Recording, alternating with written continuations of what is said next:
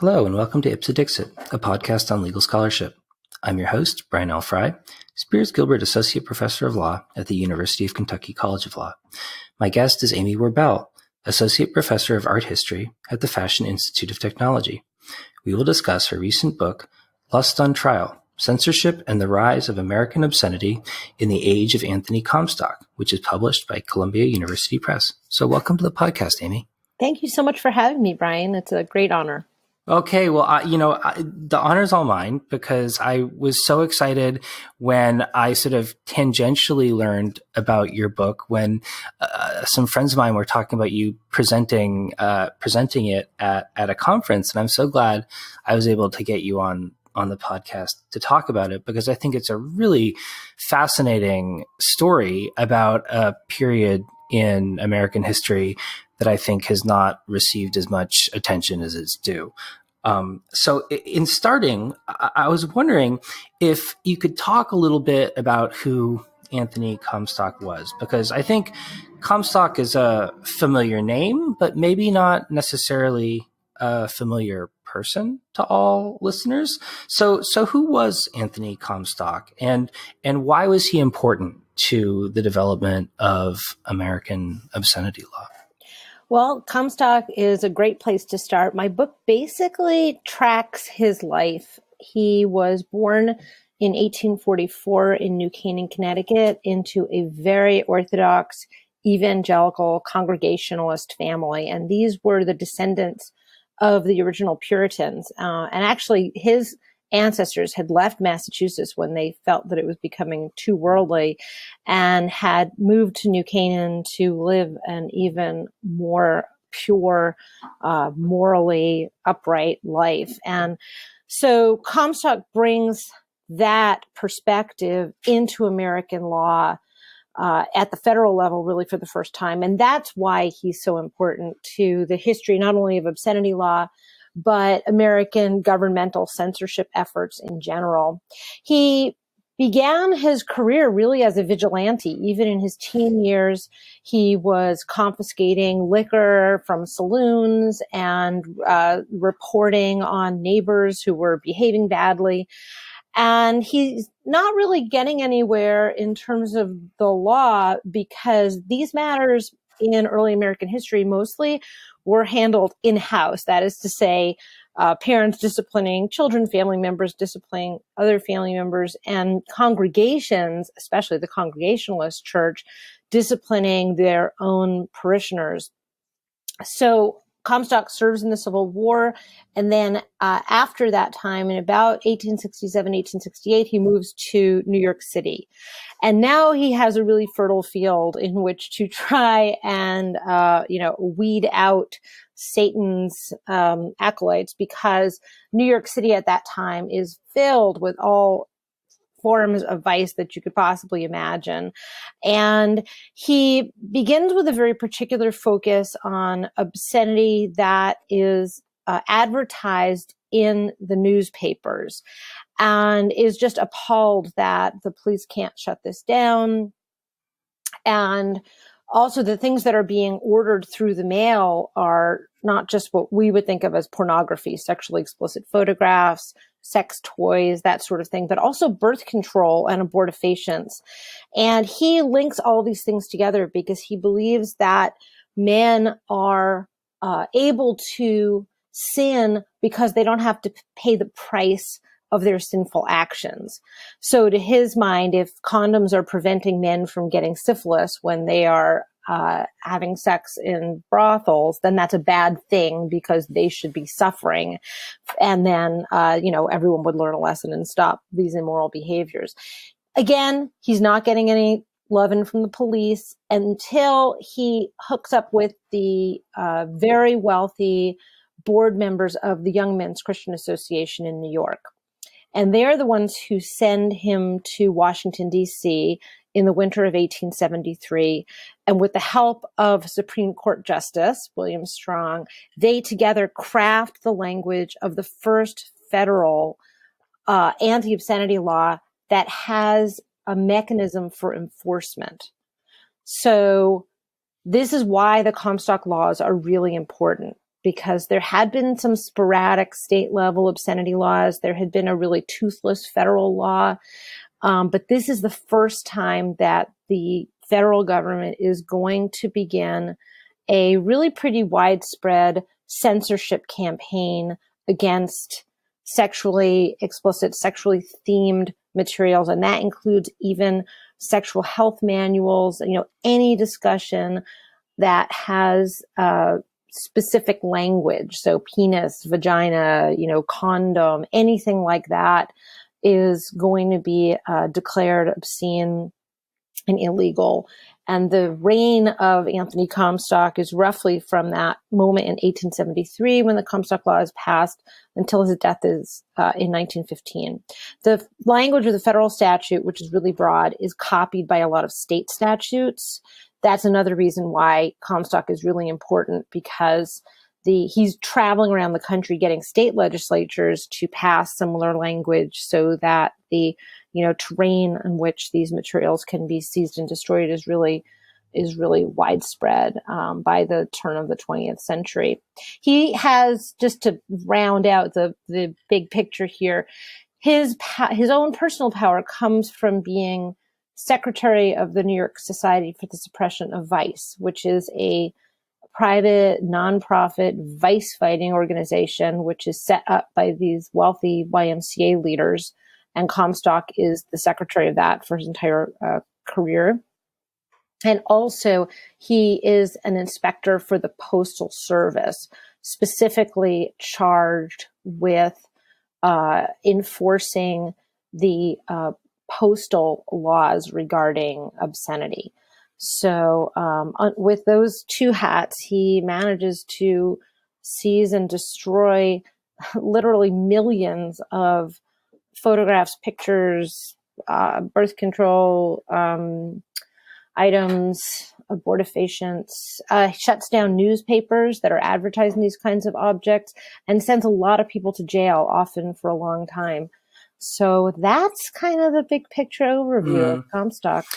Yeah. Well, there's a lot to dig into there. And I'd love to return to talk in more depth about some of those elements of Comstock's career that you mentioned. But I wanted to kind of reflect on the kind of the big picture that you've been talking about for just a minute, because I mean, it struck me reading your book that in a way it's a biography of Comstock's career, but at the same time, it's also like a biography of Gilded Age obscenity law. And I kind of wonder about the kind of almost dialectical relationship between the two, and how you think about that after studying the era so deeply and studying concepts so deeply and thinking about it. I mean, was Comstock shaping obscenity law during that period? Was he reflecting sort of social demands and social pressures and sort of like a function of the development of obscenity law, or like some combination of the two, do you think? Well, I love speaking with legal historians because I feel like I have the opportunity as an art historian to kind of insert the content into the story more, because if you just read textbooks about the evolution of First Amendment jurisprudence, you won't really see too much about the particular culture that the law responded to, and then that in turn was sort of shaped by the law. And so my goal was really to tell these two stories together: the way people responded to censorship and the way that censorship changed culture, and then also the way that culture changed law. Because what ends up happening is there's this ratcheting up of obscenity and sexual explicitness because censorship makes it profitable and chic and modern. And so this preamble to all of the really big First Amendment decisions of the 20th century is happening not, in my mind, not in the realm of political speech, but it's happening in the realm of sexual speech. And so a really big picture goal of the book was to add this dimension back into the story and to remember how important artists in particular are to the shape of American speech and to the freedom that we have. Artists play a really important role in preserving American free speech. But I think the other thing that is, really important from my perspective is to tell a story of when the separation of church and state is really not a thing. Because what Comstock is doing, as I started out saying, is bringing this very particular evangelical congregationalist view of sexuality and the human body into American law and having that enforced. And of course, that is always a danger. It's a significant danger today as we see all of these state cases coming up, basically trying to go back to this era. So I think it's important that we think about what exactly this era looked like. And this era was incredibly oppressive for women who wanted to have control over their reproductive lives.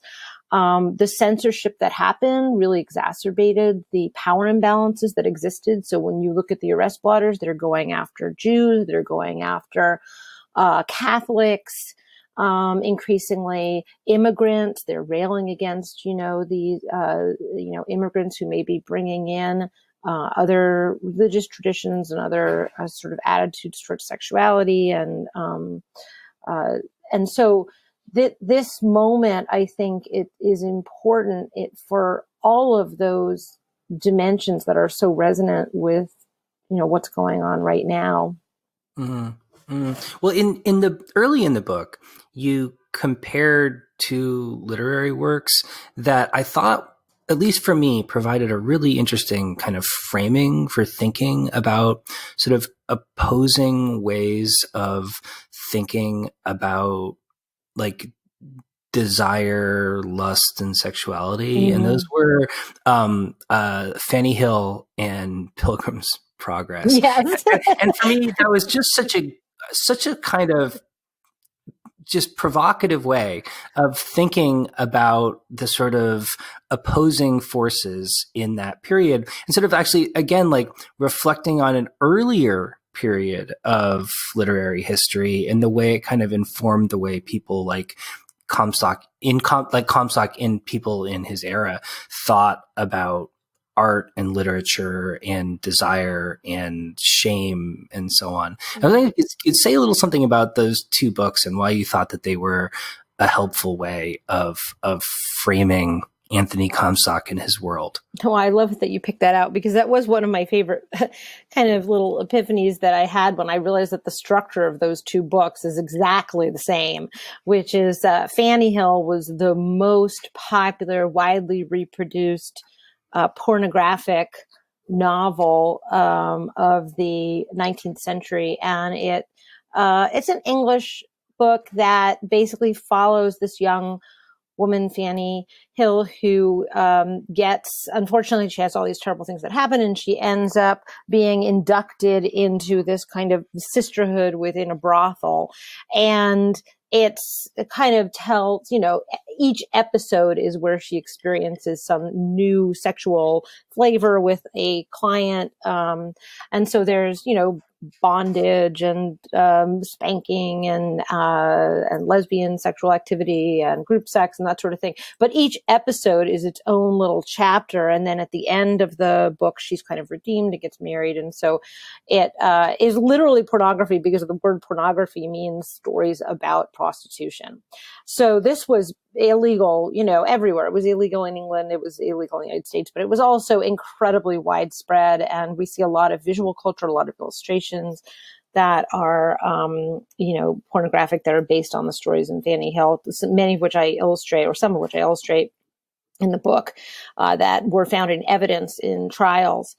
And then, Pilgrim's Progress is the same kind of structure where we meet this sort of hero, and he journeys through life, and each episode he's defeating, some trap that Satan is setting for him on his way to the kingdom of heaven. And so this was an incredibly ubiquitous text in American schools, actually even in American public schools. The New Testament was read and Pilgrim's Progress was read, and it was supposed to be this kind of, archetypal figure who children would look up to and try to emulate, that life was filled with these pitfalls, such as lust, right? Lust was the kind of thing that if you let it derail you, if you let Satan draw you in through desire, then you would burn in hell.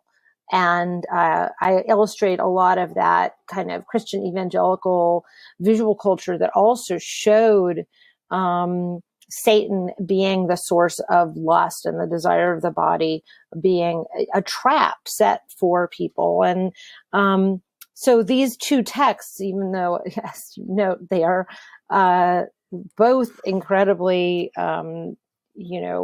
similar in some ways in terms of how common they are and in terms of their narrative structure, but they are at the opposite poles. And getting back to that idea of how popular was Comstock's campaign. Comstock's campaign was popular with a certain set. I see him as a really polarizing figure, that by the end of the life, what he's doing is so outrageous, when he starts to go after artists and things that people are really kind of shaking their head. People really start to be like for or against Comstock. It's not like a middle ground by the time you get to the 1890s. I mean, so those two poles, the Fanny Hill has its proponents who think it's fine, or at the very least that the government shouldn't be involved in suppressing this kind of thing. There's a lot of libertarian sentiment. And then there's also a lot of recognition that censorship was just bringing more attention to these kinds of materials. They were in the newspaper all the time when he was seizing things and burning them. And that gave, a certain amount of advertising to these kinds of things. And then, the folks in the Pilgrims Progress side of things then, as now, really wanted government to be kind of a moral enforcer and saw the justice system as, a good arbiter. So I think we still have a framework that in some ways is kind of similar, although I think the percentages of Americans on either side of these issues has shifted a lot. So one of the takeaways that I found in your book that I hadn't really thought about much before was sort of just how important the organization that Comstock was running was in terms of kind of shaping the approach to obscenity during that period. The New York Society for the Suppression of Vice, which was a really unique organization in the sense that it was like a private organization with certain kinds of public authority that seemed to result in these very kind of almost arbitrary kangaroo court decisions. And I was wondering if you could talk a little bit about like how it actually worked, because I found that quite surprising that, that it was even, accepted that a private organization could do those kinds of things, and sort of how that played out in practice. Yeah, well, it was really a mess. And again, it's a real cautionary tale of when you don't care anymore about the separation of church and state, because this is an organization that every meeting begins with prayer. Every meeting ends with prayer. They are, networking and raising money through meetings of evangelical men. All the boards of directors are evangelical. The members of the board are evangelical, and the decisions that they're making follow these kinds of, this moral framework that comes from this particular religious perspective. But the authority that they have, again, I think now you just shake your head and, what was going on. When they incorporated in New York State in 1874, the act of incorporation gave them, directed the police to make arrests on their behalf. That in all cases, when they go to the police and ask the police to make an arrest, they have to do so, and gave them 50% of all the fines and fees collected. So if you, let's say, had kind of naughty cigarette advertising in the window of your tobacco shop, this is a really, borderline kind of raid. Comstock would come in and he'd say, look, you've got images of women in tights and these cigarette advertisements in your front window. Young people could come by and see them. Women could come by and see them. If you don't, here's a copy of the Act of Incorporation of the New York Society for the Suppression of Vice, and here's a copy of the Comstock Law, and I'm coming back tomorrow, and if they're still there, I'm going to arrest you. And so most of the time people respond to that kind of thing with self-censorship. But sometimes, people were really, they were making money on these objects. They thought this was kind of ridiculous. And they, would have their stores raided and an object seized. And Comstock didn't always give warning. Sometimes he'd just come in, ask to buy something, and then when it was handed over, arrest the person who did that. Then during the trials, in the 1870s and even through much of the 1880s, the jury wasn't allowed to see the evidence because Comstock would argue that it would be harmful, right? That the people might experience lust and then they would end up in hell. And so Comstock would just testify that it was obscene and that it had been purchased in such and such a, place and time and so forth. And then the jury would just, be asked to validate, well, this does, this crime accords with the law. And so the person might be, given, in many cases, those kind of little crimes were $25 or $50 fine or something like that. Comstock so he would walk the beat, he would walk the streets looking for vice. And then people sent him things in the mail. I got this in the mail. My husband got this in the mail. I'm so horrified. And then he would use an alias to answer the advertisement and order something. And then, go to the post office where the request usually, would arrive in some post office box and wait and see who opened the mailbox and then arrest that person. And a lot of, American defense attorneys start to say, wait a second, this isn't, they're not using the language of entrapment, but they're saying, should government really be able to spy on Americans like this? Should they be able to open envelopes, which he starts to do at the beginning of his career. And then they say, no, you really can't open envelopes. And then he takes pains to basically say, oh, the envelopes were there, but these things weren't stuffed in them, which is probably a lie. So that's basically the mechanism. And these are the particular things that defense attorneys start to push back on and where you really start to see the law be applied in new ways and procedure be developed that judges start to say in response to defense attorneys, yeah, I guess you're right, that the jury can't really evaluate what the peer has done unless the crime is actually evident and we can see what it is. And yeah, this, entrapment, it starts to seem like it's unfair. And in many cases, once the jury sees the things that are being suppressed, often they are throwing the case, the juries are throwing the case out of the judges, basically saying, look, just, plead guilty, no fine, and we'll forget about it, which is often what Comstock is willing to accept, especially when you start to get into the 1890s and he's really having very little luck. And he's just totally ridiculed in the press on a pretty constant basis. And so his power is really eroding.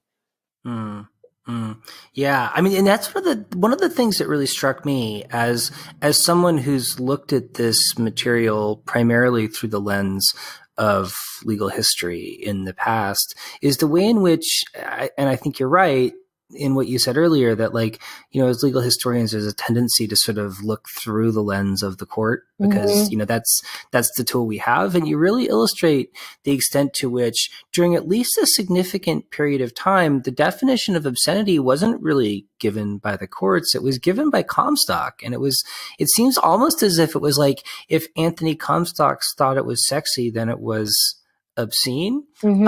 And I don't recall you actually saying it explicitly, but I felt like the book really alludes to it in a sense, or suggests that perhaps part of this entire crusade, or part of the reason that Anthony Comstock became the kind of the figurehead for the anti-obscenity campaign, was that it almost gave him an opportunity or justification for looking at this material in the first place. I mean, there's a kind of hyper prurience about him almost. Oh, and certainly his detractors claimed that all the time. They would go into court and say how long he had sat in the brothel watching the floor show, and, or, he was called in the newspapers like the world's greatest collector of pornography, and his motives were impugned all the time. And I take pains to, point out that that's a really old story of censorship, that when you put yourself in a position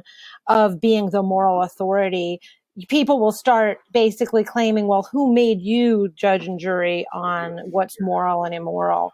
And so I think that that's a very old story of censorship, and it definitely works to Comstock's disadvantage that claim can so easily be made. And then I think the thing about the definition of obscenity, one thing that fascinated me as an art historian was to think about how easy it is, again, in the framework of legal history, to think about 7 dirty words, right? Here's the list of words. Don't say those, right? And going back to Comstock's day, I love Angela Haywood, who was one of the targets of prosecution, who was a free love advocate. She referred to the term penis literature, that she wanted, as a free love advocate, she wanted a whole rational conversation about sexuality that was empowering for women and men. And she referred to all of these words. So this was like the 7 dirty words of the 19th century were like, penis, vagina, condom, orgasm, that kind of thing. You could make a whole long list of those. But moving to the art realm, well, what's the equivalent of that in a photograph or in a painting? And I was thinking, well, obviously, like an erect penis is clearly then and now, that is like the definition of kind of obscene pornography, and of course, that's not even really, now, of course, we have a lot of art that shows, that in various contexts. But, back then that was clearly a thing. But then move down to, well, what about a breast? Right. And we have tons of naked breasts in marble sculptures, right? That's okay. But then what if it has, sometimes they have a nipple, sometimes they don't have a nipple. And so I was really interested to see the way those lines of what was acceptable, art versus obscenity, how that line is, as I mentioned, like it's just ratcheted up over the course of his career, because what artists keep doing is they keep saying, oh, all right, so here's your line. This is what's unacceptable. And then they're going to push it a little bit and a little bit. And so they are able, through this very flexible medium of, painting and sculpture and photography, always able to make it just a little bit more, and which raises the profitability and the modernity, the sense that this is kind of new and shocking, makes it titillating.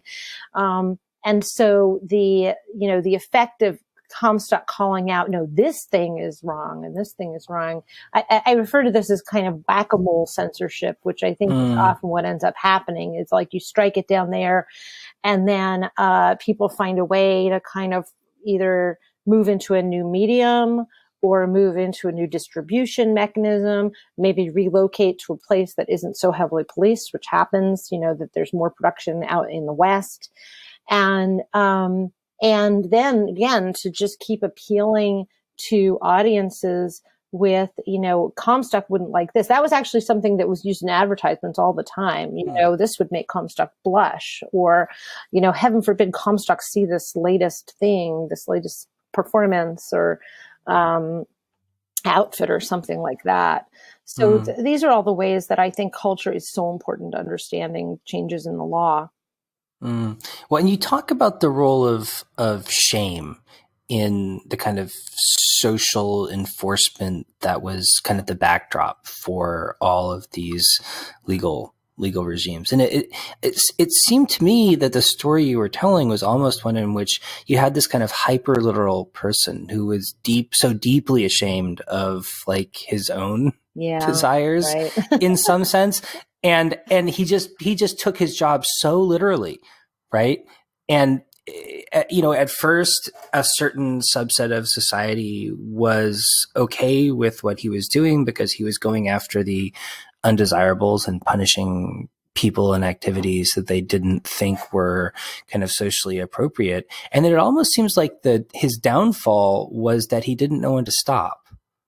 I think that's absolutely true, is that he is, it's interesting because he is kind of this straw man in a way. Like it was easy to show the changes in American culture by following his story, because his views don't really shift, but America changes so dramatically around him and he doesn't see it.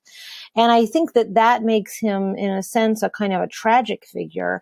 And I realized at one point, like, what a shame, what a waste of a life of incredible energy and persistence and, just the strength that he showed in trying to, day after day after day. I mean, you can see when he went on vacation because he'd be making arrests in the Catskills, and that was sort of his, he was never on vacation. And then at the end of the day, America was much more obscene, and the foundations of a strong First Amendment defense were laid in response to his campaign. So the unintended consequences have absolutely won out over the things that he intentionally tried to do. And I tried to really portray that side of him as well, not to take the kind of the easy route of just, writing a caricature, but really trying to understand his depth of faith, his own particular version of faith, and the way that influenced American culture and not in the way that he expected. And I think that's an important lesson of censorship, is really understanding the ecosystem of speech, that when you try to suppress speech, a lot of unintentional things are going to happen. And Comstock really makes that point. Yeah, and in several places in the book, you point to his key failures as being places where he went after people who were producing things that, in the social context that was relevant, people didn't think that the products or the works in question were shameful in the first place. And I'm thinking of, like, for example, the photographers taking photographs, like cigarette card photographs or parlor photographs of actresses, and the kind of the wealthy bar owners with the large nude paintings, right? And then finally, where you kind of wrap the story up with the Art Students League and their, really kind of militant resistance to Comstock's efforts to suppress what they were doing. And I was wondering if you could just spend a minute, like,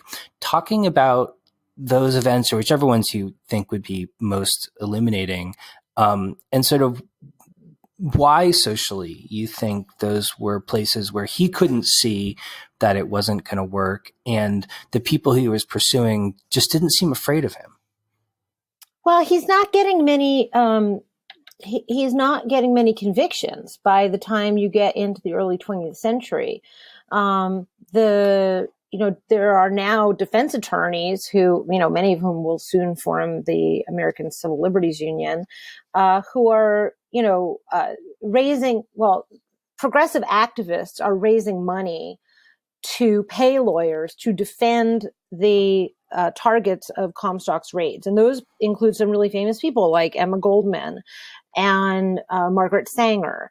And they, getting back to shame, what they really want, again, is as Angela Haywood did, this robust, open conversation about sexuality, that people could empower themselves, and especially women could empower themselves to suffer less disease and to suffer less of these sort of serial pregnancies through which they never really had an opportunity to recover.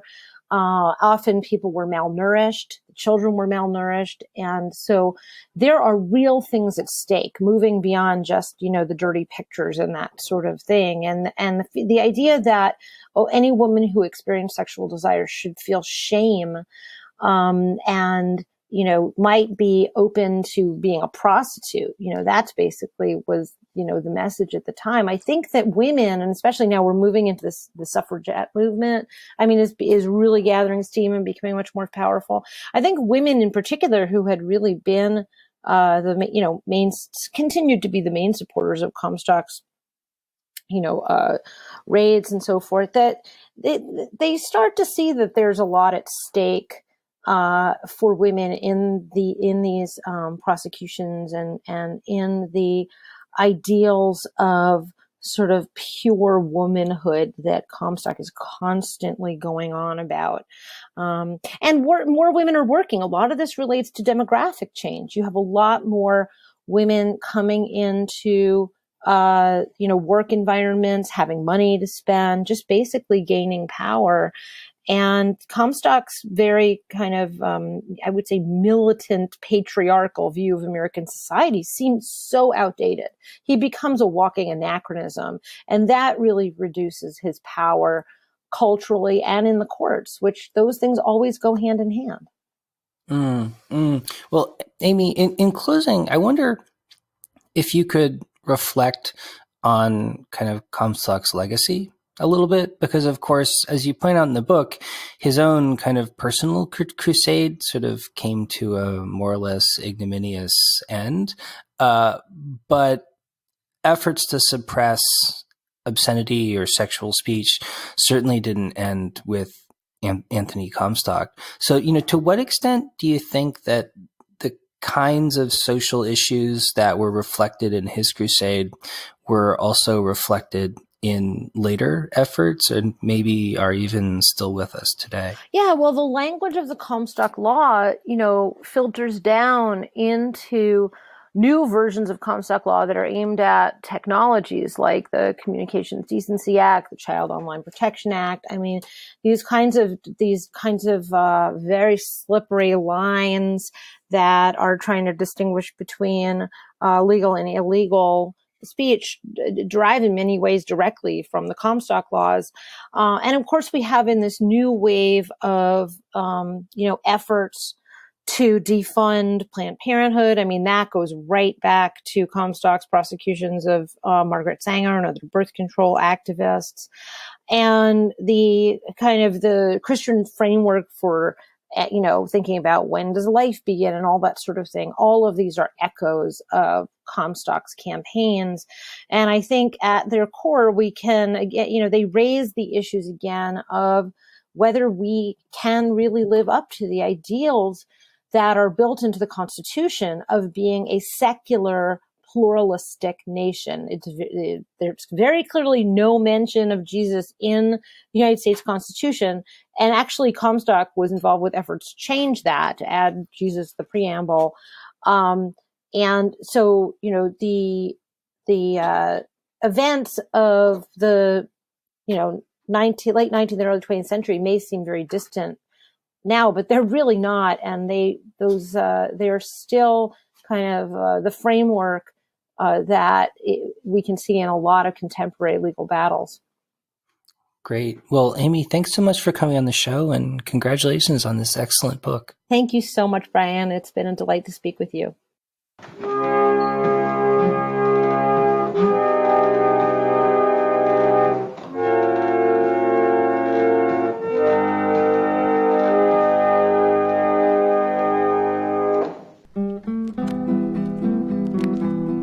The exciting entertainment news today is about the new motion picture Therese and Isabelle. The critics applauded, calling Therese and Isabelle a sizzler from France. Makes the fox look like a milk-fed puppy. Therese and Isabelle will be the most talked-about movie around. Produced and directed by Radley Metzger, it stars Essie Person of I, a Woman and Anna Gale. Persons under 18 cannot be admitted.